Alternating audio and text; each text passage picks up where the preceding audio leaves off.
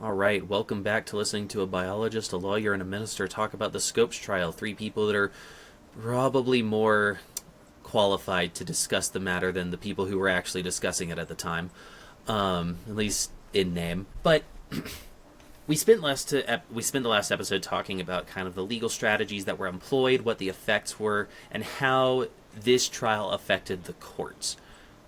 But the courts aren't really representative of America as a nation and who we are. And it's not the lawyers who decide what that impact is going to be.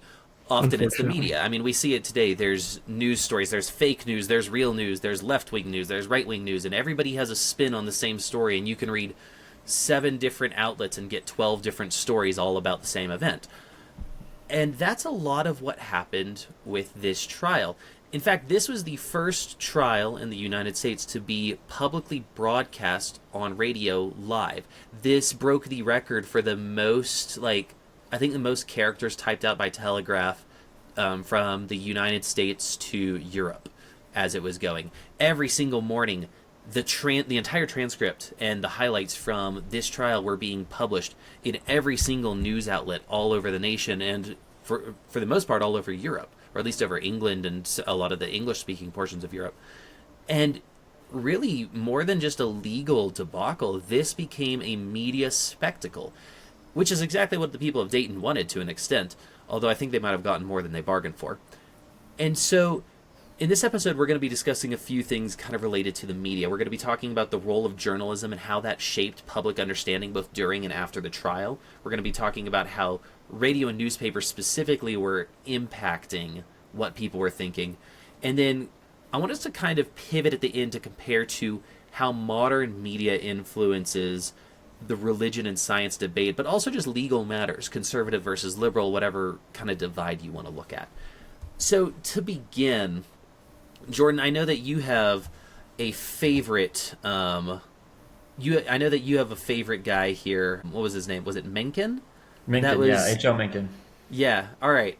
So tell us who H.L. Mencken was, and why is he kind of the name that sticks out when it comes to media for this trial? So H.L. Mencken was seen as kind of almost the lead journalist, if you will, and one of the most well read. I say well read. He was read a lot by a lot of people. He was very widely known and kind of was very popular in this particular case. I believe he was in Baltimore. I want to say he was based in Baltimore. Somewhere up Uh, north. and he was taking basically all of these quotes and everything, and he very much had a very atheistic view and was very outspoken about that, but was using a lot of this as leverage. And he and Darrow were very much kindred spirits, it seemed, in a lot of ways. And so, because of that, he was one of the the figures at the top of this, and he's, a matter of fact, the one that coined the phrase "the monkey trial." He is the one who called it that, and he also had a lot of other a lot of other things to say about the quote unquote monkey trial. This is one of the ways that he describes it, just to give you an idea of where he's at. He says the Scopes trial from the start has been carried on in a manner exactly fitted to the anti-evolution law and the simian imbecility under it. The rustic judge, a candidate for re-election, has postured the yokels like a clown in a 10-cent sideshow. So you kind of get the impression that this guy does not have the most fond view of. So he gave Uh, some really balanced reporting. yeah, exactly. There's balanced reporting based on today's standards for sure. Um, but he this is kind of where he's starting, right? Like, this is very early on. He's making these comments about, he's insulting the judge, he's insulting the jury, because he's saying they're a bunch of uh, they're basically a bunch of mindless idiots. They don't understand things. They're not well read, Well, the and guys couldn't so read at all. it's fair. Um, there's a lot of things that were said by him and in the media, and the way that he phrased things, that very much postured and narrated Darrow is this hero who was going to bat for humanity and for modernism, and he was going to destroy these long-standing barriers of religion that had been oppressing society for so long. Because keeping in mind that modernism at this point in time was starting to frame religion, and still to this day in many ways frames religion as this thing that is really weighing society down, that it's the source of everyone's problems. And we actually get to kind of see that if we're going to talk about, how media frame things. We see this in John Lennon as well. He promotes a lot of this same ideology that if we could get rid of all of this religion, and operate as a society, if we really just embraced this very naturalistic, materialistic, modernist view, and we all collectively work together, we can overcome all these things. But religion is just an obstacle. And so, Are you telling me the song Imagine isn't pro-religion? What was that? Are you telling me the song Imagine isn't pro-religion? Considering I can only imagine. Imagine no religion. Imagine there's no religion. Yeah, I think that there's definitely certain elements of that. But I guess my point, bringing it back to this, was during that time, most of the media was framing things that way. Because if you think about where most of the media outlets were, you had your local papers, but they weren't equipped to handle things at that scale, right? They were, a lot of the local papers, a lot of the small, I guess you could call them mom and pop papers that were around at the time, they weren't really equipped to scale up. And so the largest and most well-known and widely connected newspapers, radio shows, you name it, those were the ones that were getting to basically write the narrative. And if you look at where they were located, they were located in, JC pointed out the Northeast. A lot of them were located in the Northeast at that time. And so a lot of the ideologies and the framework that came from that area really influenced much of how it was viewed in the media and much of how the Scopes trial was viewed in the media.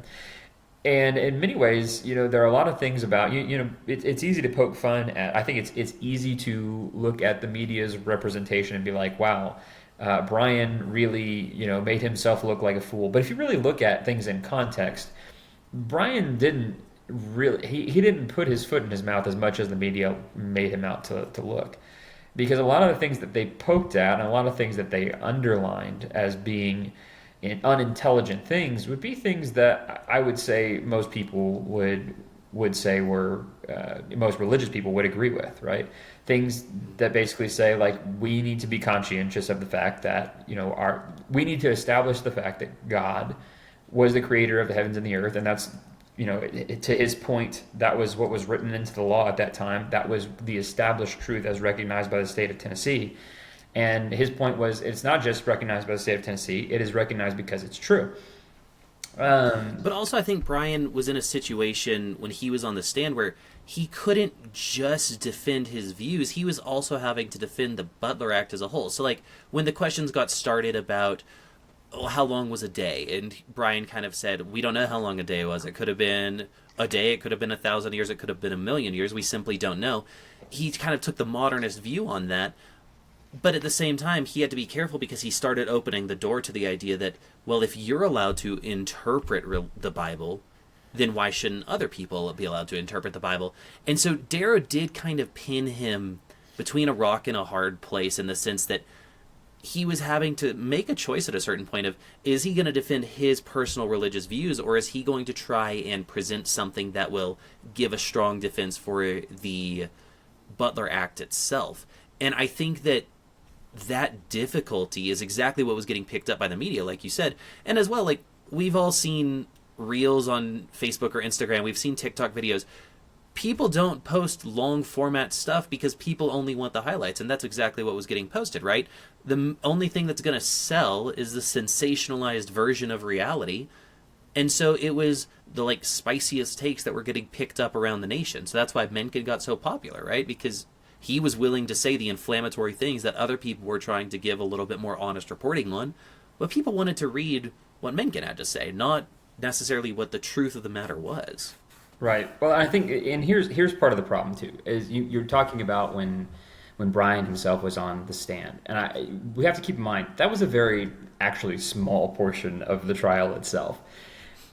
A lot of the media was covering this for a very, very long time, well before we got to that, right? By that time, it had been blown up. By that time, the lines had been drawn in the sand. And so... Yeah, they had been soliciting papers from evolutionists and from, like, modernist Christians, from fundamentalist Christians, from, like, Billy Sunday, I think, if I have name's right. And all these different people and all these newspapers across the country had been soliciting papers on the topic from them for, I think, like a month and a half or 2 months before the trial started. So there had already been so much fuel thrown on this fire that the moment a match hit it and the trial actually went into session, everyone was already in a frenzy. Right. And I guess my point, though, in saying all that is not all of this came down to, they made Brian out to look like this fool.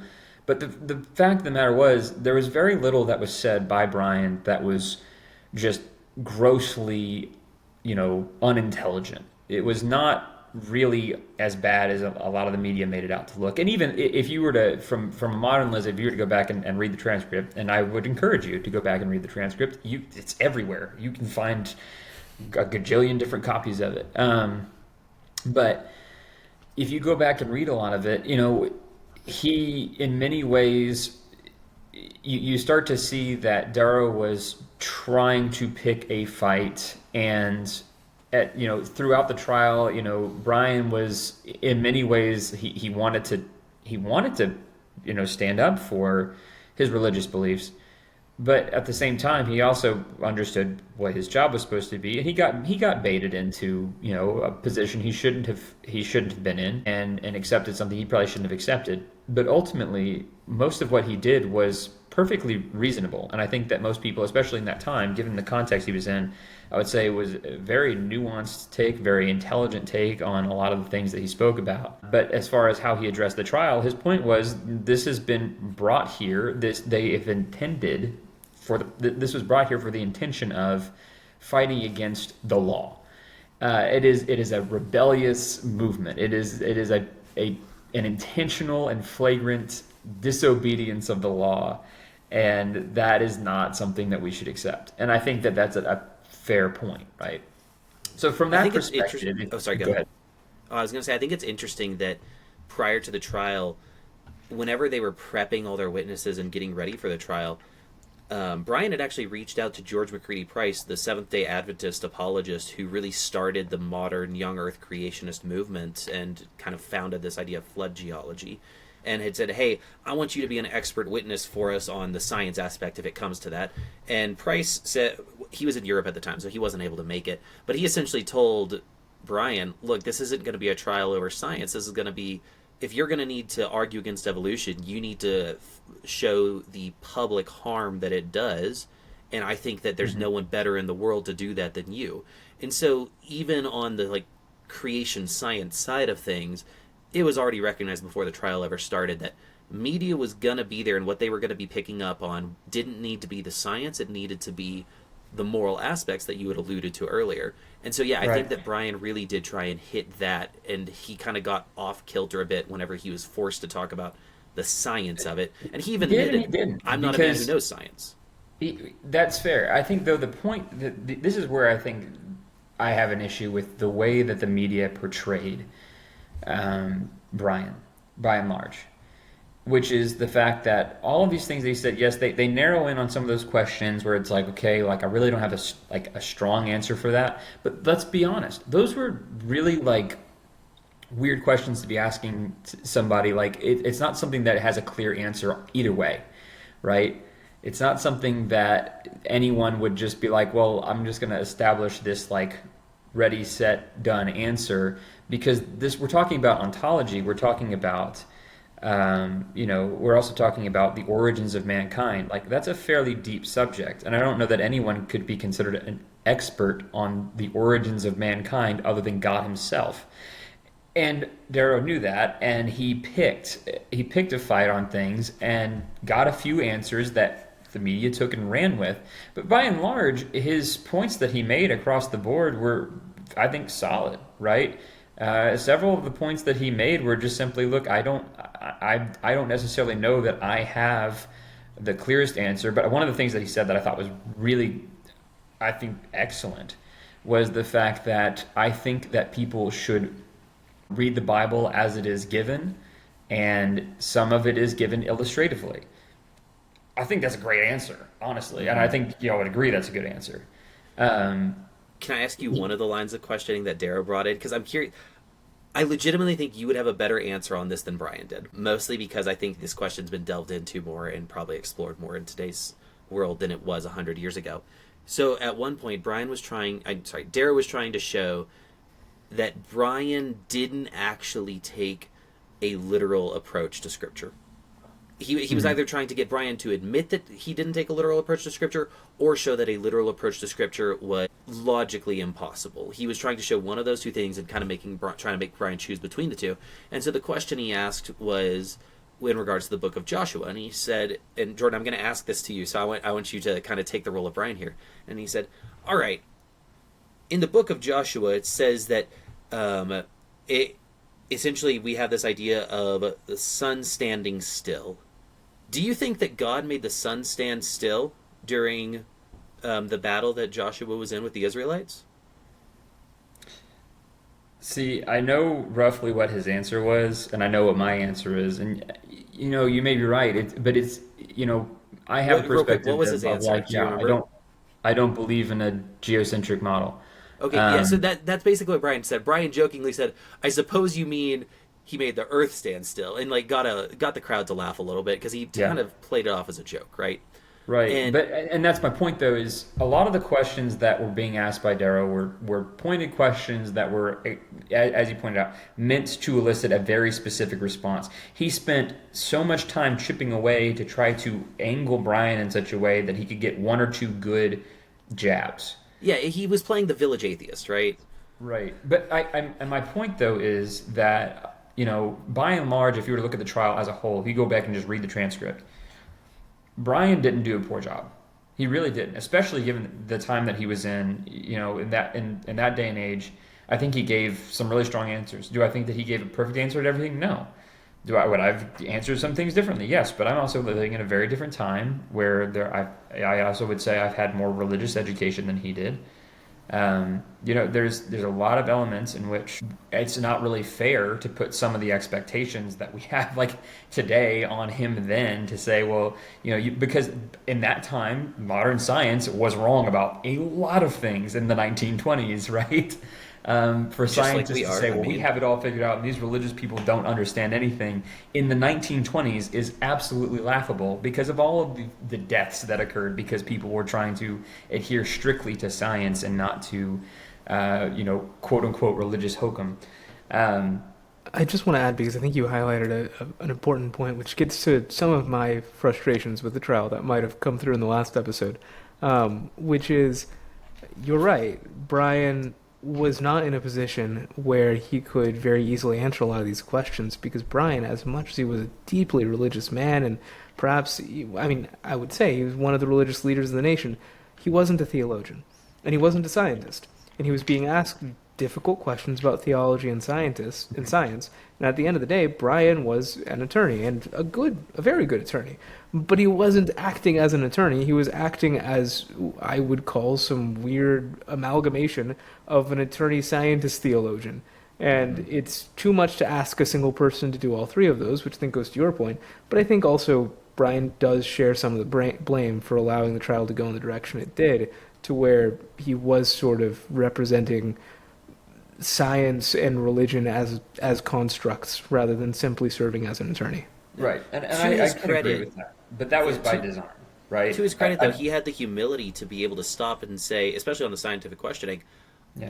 I simply don't know. I am not extremely well educated in those areas of science. Like, under that amount of pressure and scrutiny, I don't think most people would have the humility and the self-awareness to be able to admit that, especially whenever the seemingly implied consequence of making that admission is you're undermining your position. But he was honest enough to be able to recognize his limitations and admit to them. So, if for nothing else, I really do applaud him for that. Right. I think I though, agree. to move on from that for just a minute, because Just one point, I'm wait, sorry. I think I was just going to add that from a legal perspective, because the evidence wasn't being let in the first place, him not answering the question may have largely been a legal tactic to keep that from being part of the trial. But yes, it still was a good exercise in humility. Sorry, Jordan, please continue. no, it's a good point. To kind of move on a little bit from that though, because like I said, I think the media overall I have like a whole list of quotes from the media about the trial that just very much point to the direction that the media at that time was trying to, the narrative that they were trying to build. And it was a completely coercive effort on the part of what at that time was considered the mainstream media. Because a lot of these papers, these larger papers, had a lot of reach and a lot of say, and that influenced other papers, right? Those smaller papers were being influenced. Some of them are getting their information from these larger papers, right? They don't have the direct sources that we would have today.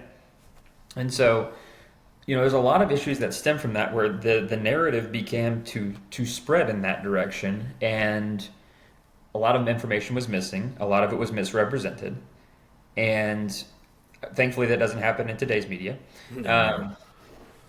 But as that is happening and this narrative is building that, well, like Brian and these fundamentalist Christians, they're a bunch of idiots. They don't understand anything, or even just the religious individuals as a whole.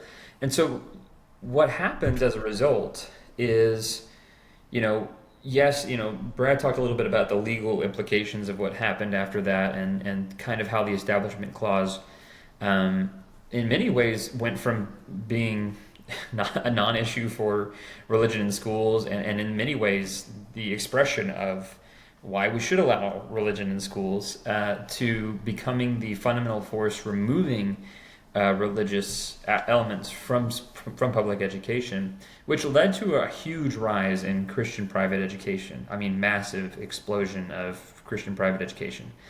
And so that's where a lot of things start. Talk about my alma mater specifically, private Christian education. Harding University started in 1924. So, I mean, kind of, coming into that same time frame right there. But there was this massive explosion of private Christian education that occurred during that time, because people were saying, well, if we're not going to have protection to speak about Christian truth in the public education sphere, then we need a place where we can talk about that. We need a place where we can educate on that. But the problem became, in many ways, that that narrative, especially from the media, still continued, and so it framed a lot of these private Christian schools as being these, uneducated places where people were basically pulling their kids out so that they could indoctrinate them. But which is crazy, because only like 2 or 3 decades before that was the standard. Christian values were taught in schools everywhere. And yeah, like it wasn't Vanderbilt started out as a religious institute. Obviously, Notre Dame is religious. Right. Harvard, I believe, started out as a religious institute. Like, all of the major schools, as far as I'm aware, had religious affiliations to begin with. And it's not necessarily saying that they're strictly teaching theology, but to entirely divorce religion from the ability to be intelligent is simply ignorant of history. Right. And I think that as the media continued on, we started to see exactly that there became this, both a social wall and even in many ways a political wall. The interpretation of the Establishment Clause became, religion can't come within, 39 and a half feet of a school, because that would be considered 39.7. establishment. What? 39.7. It's legal. 39.7. My apologies. Codified. Can't come within 39.7 feet of a school, because that would violate the Establishment Clause, which is an interesting interpretation of the Establishment Clause, but I'm not a lawyer. Brad is. But it does point to, I won't talk about that, but to talk about the social elements of it, the media narrative became that, again, this modernist view that religion is the problem, and using the Scopes trial as a jumping point, the media just started using that as tons of examples of, look how religion is keeping us down, look how it's preventing us. It framed religion as anti-intellectual and anti-progress and anti-science. And Jordan, given that framing, I mean, obviously the prosecution won the case. That was expected from the beginning. That was the intention of the defense, was to lose that case. And even when it gets to the Supreme Court, the Butler Act is upheld. But it really feels like on a national social level, the defense won. not necessarily because of the strength of their arguments or anything like that, but because of the role that media played and how media framed, especially northeastern based media that was already very friendly to Darrow's cause over the cause of Brian, and they got to frame the whole story because they were the one with the reach to do it. And you're right, that drove fundamentalist Christians especially to leave the public sphere and to retreat and to go into kind of their own educational spheres. And we'll talk about that more on the next episode when we're hitting kind of the aftermath and legacy of this. But would you say that what's the jury of public opinion, is that the phrase? In the jury of public opinion, the court of public opinion is thank the you. phrase. There we go. In the court of public opinion, who do you think won the trial?